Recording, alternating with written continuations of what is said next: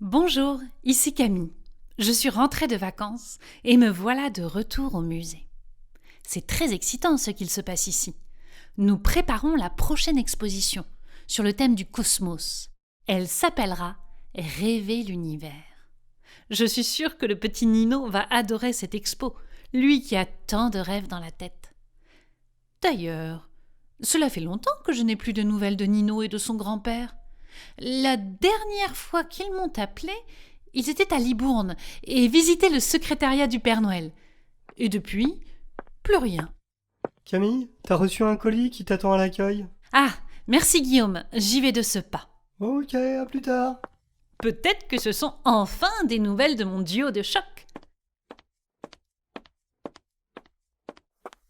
Ah, le voilà. Ouh, bah dis donc, il est lourd, il est gros. Oh là là, mais qu'est-ce que ça peut être? J'ouvre. Ah, il y a une petite carte. Camille, ici Nino. Nous sommes à Honfleur, en Normandie, à la mer, avec mes grands-parents. Et l'autre jour, alors que je jouais sur la plage, j'ai trouvé cette énorme boule, avec des petits ailerons. On dirait un mini sous-marin. Mon grand-père m'a dit que ça intéresserait sûrement le musée de la Poste. Alors on te l'envoie. J'espère que c'est une bonne surprise. Et j'espère aussi que tu vas bien. On va se voir bientôt, car je vais venir avec ma classe au musée à la rentrée. Gros bisous salés du bord de mer. Signé Nino.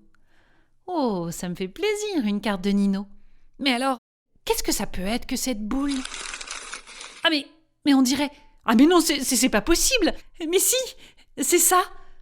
C'est une boule de moulin. Comment ils ont fait? Mais c'est un véritable trésor. J'appelle le grand-père de Nino de ce pas.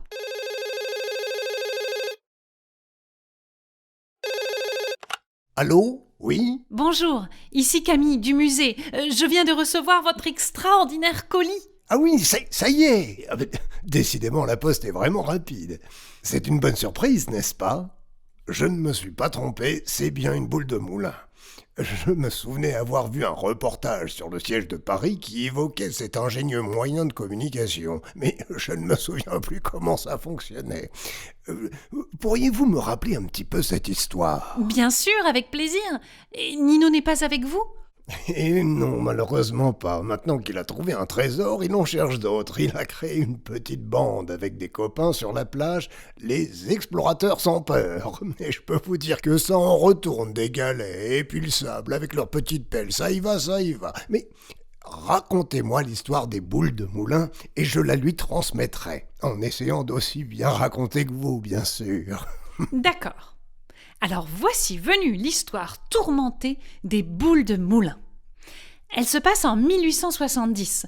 C'est la guerre entre la France et l'Allemagne. Et les Allemands viennent envahir Paris. C'est le fameux siège de Paris. Pendant 4 mois, les Parisiens ne pouvaient plus sortir de leur ville, ni communiquer avec l'extérieur. Et personne, ni rien, ne pouvait rentrer dans la capitale. Alors, les habitants ont dû se débrouiller en mangeant ce qu'ils trouvaient, comme par exemple du chien ou du chat, et en vivant très pauvrement. Ah mais oui, mais c'était tout bonnement effroyable. Il paraît que les riches pouvaient même manger les animaux des eaux parisiens, comme l'éléphant par exemple. Oui, vous avez raison, c'était vraiment horrible. Ils étaient comme dans une grande prison à ciel ouvert de la taille d'une ville, gardés par des soldats allemands. Mais on a vite compris que c'était trop dur, voire impossible, de ne pas communiquer avec l'extérieur. On voulait des nouvelles de ses proches qui habitaient à l'autre bout de la France. On avait besoin au moins de ce réconfort-là. Il fallait trouver des solutions sans que l'ennemi ne le voie. C'est ainsi que, par exemple, sont apparus les pigeons voyageurs. Vous vous souvenez de Cacahuète qui se tient sagement au musée et qui me parle à la nuit tombée? Les pigeons rentraient donc en toute discrétion dans Paris avec des messages micro-photographiés accrochés à leur queue. Et pour faire sortir des messages de la capitale, on a aussi utilisé des montgolfières. L'homme est très ingénieux quand il le veut. C'est dans ce contexte que 3 ingénieurs, Pierre-Charles Delord, Émile Robert et Jacques Vonhoven, ont inventé les boules de moulin, moyen de communication depuis la province vers Paris. Et puis quelle émotion de me dire que là, maintenant, j'en tiens une vraie entre mes mains. Les 3 ingénieurs ont donc inventé des structures rondes en zinc, matériau étanche qui ne laisse absolument pas passer l'eau.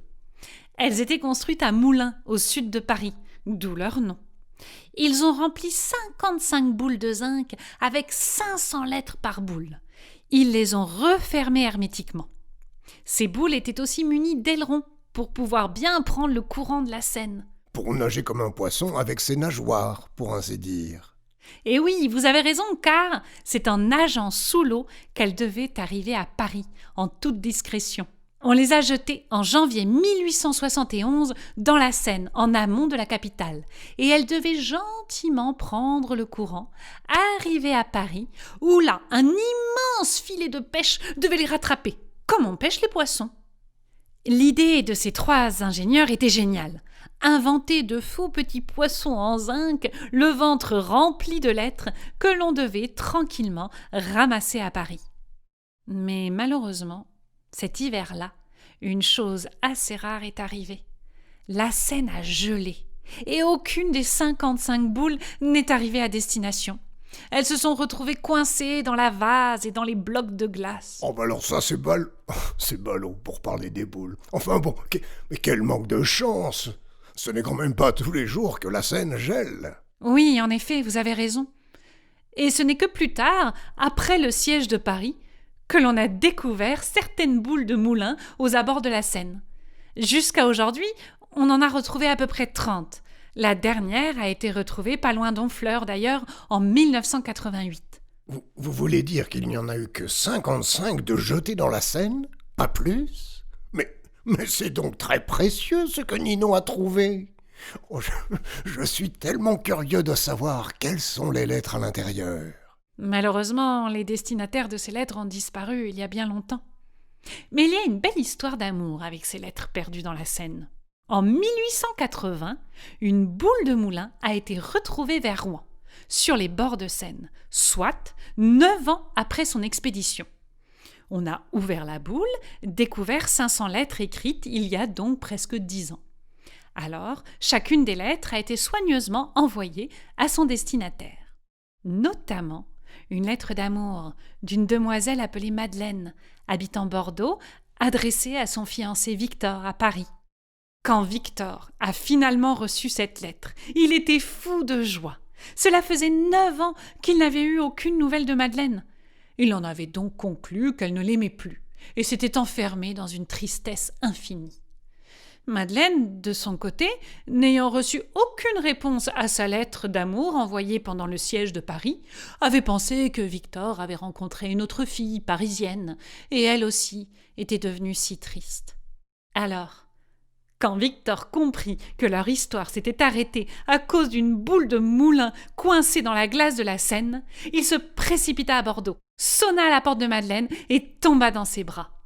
Ils se marièrent alors et se promirent de ne plus jamais s'envoyer de messages via une boule de moulin, mais de choisir des moyens de communication bien plus sûrs.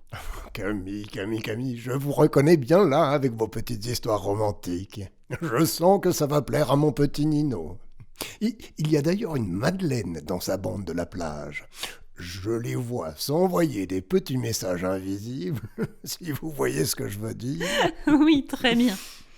Merci tellement pour l'envoi de cette boule de moulin. Je vais vite la montrer à mes collègues et avec un peu de chance, lorsque Nino viendra visiter le musée avec sa classe, il la retrouvera exposée derrière une vitrine. Ah oui, ce serait drôle.